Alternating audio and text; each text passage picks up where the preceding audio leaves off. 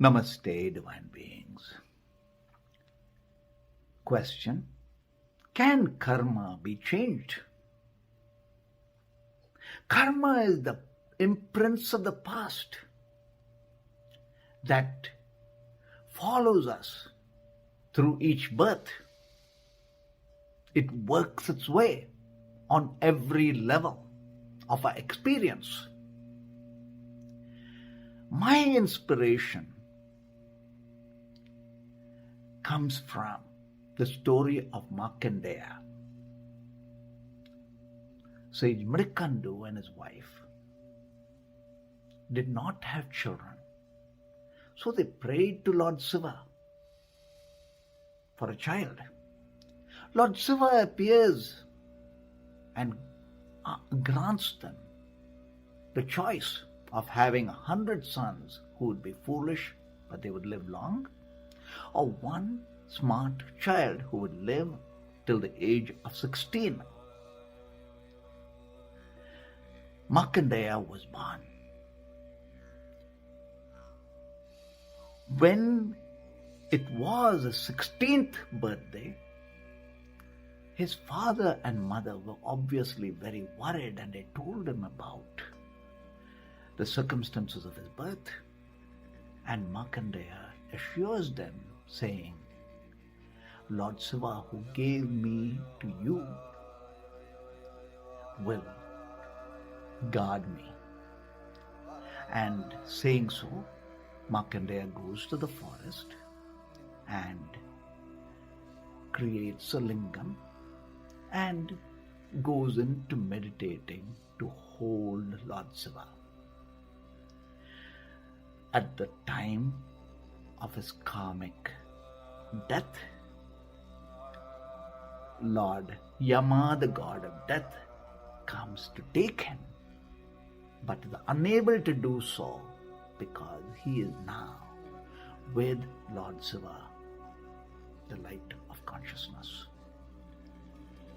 Lord Shiva takes him beyond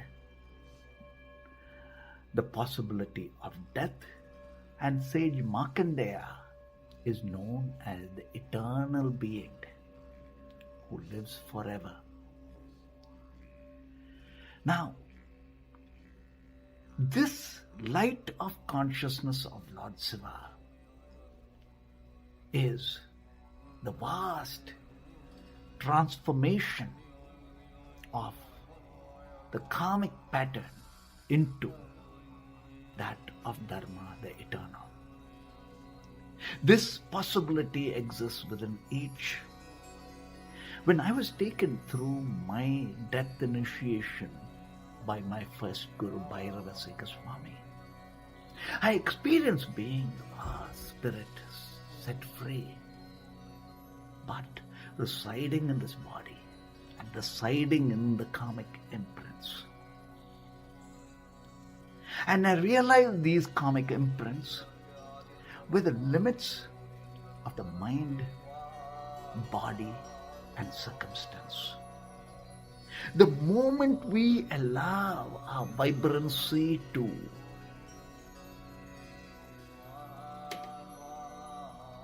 work its way as the inner sacred fires, now we are transforming our karmic limits of problems and challenges to that of opportunity and blessings. Karma is time, and the greater light of consciousness is timelessness. So, in time we experience karma, and that sets us into the momentum of karmic pattern that constantly keeps coming back on a repetitive process. We are given those challenges to master it with timelessness. When Gautama Buddha was constantly being insulted. His followers asked him why he was not reacting in a way in which he could, in emotional ways, stop this harassment. Gautama Buddha simply ignored this person by saying, I am simply returning the gift back to the sender. In other words, he was breaking the karmic cycle. This is the karmic cycle that we are in given for us as an opportunity to transcend. As we light consciousness and we are faced with the karmic patterns appearing in our life, we transform that by our wisdom, by reworking the past momentum into that as gift of the now. So, understand that when we are caught up in our mind, caught up in the reality of what we think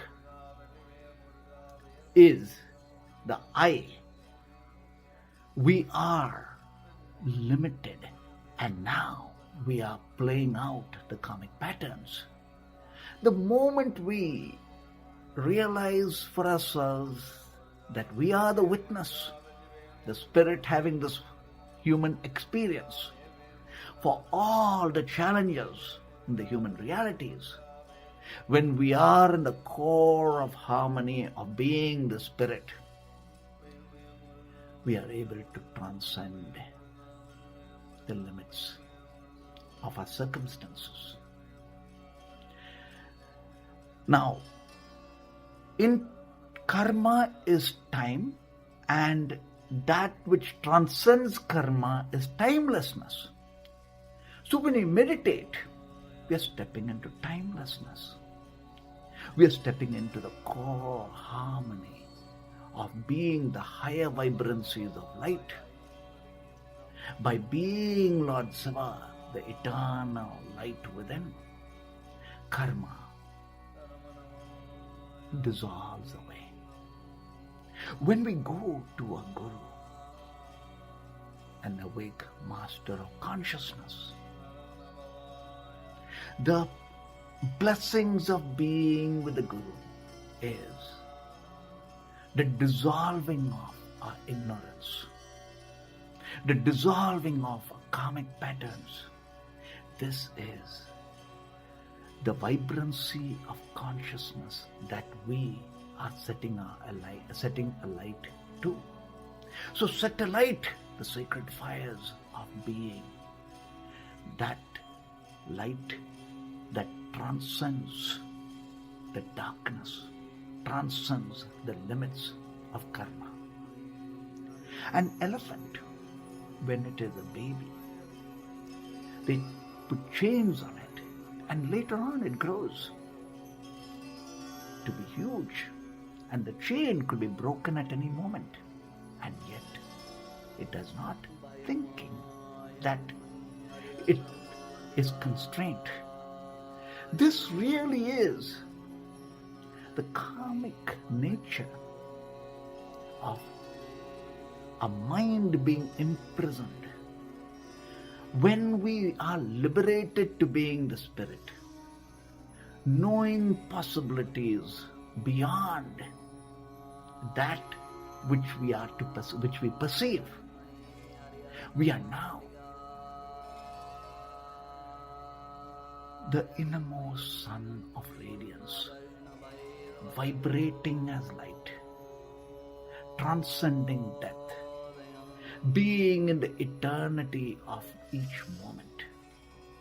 And all possibilities now unfold for us as in the magnificence of being Dharma.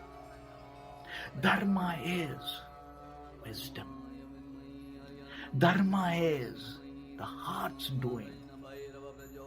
Being in the grace of grace is